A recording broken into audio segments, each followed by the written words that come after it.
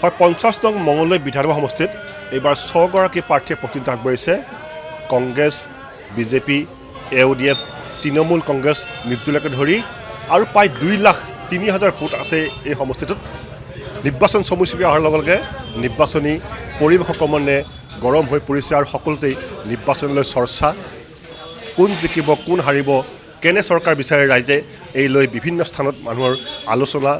আৰু এই মুহূৰ্তত মই বিচাৰিছোঁ মঙলদৈ চহৰৰ সমাজৰ কৰিম চৰকাৰ হোটেলত তাতো এই ধৰণৰ ৰাইজ আছে সকলোৱে চাহৰ আড্ডাত বহিছে আৰু তেওঁলোকৰ পৰা আমি কিছু মতামত জানিম আমি এনে এগৰাকী জনপ্ৰতিনিধি বিচাৰোঁ যিয়ে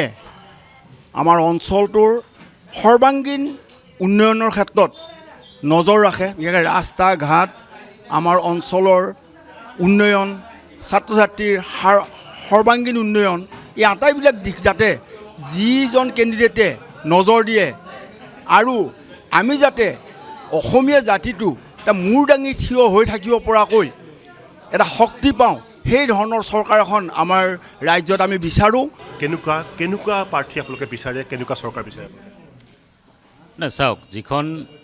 চৰকাৰে ৰাইজৰ সকলো ফালৰ পৰাই যিটো উন্নতি হয় দেশৰ উন্নতি হয় গোটেই ৰাজ্যখন আমাৰ আগবঢ়াই লৈ যায় তেনেকুৱা এগৰাকী প্ৰাৰ্থীয়ে বিচাৰোঁ এনেকুৱা এখন আমাক চৰকাৰ লাগে য'ত জাতি সুৰক্ষা হিচাপে থাকিব নাৰী সুৰক্ষিত হৈ থাকিব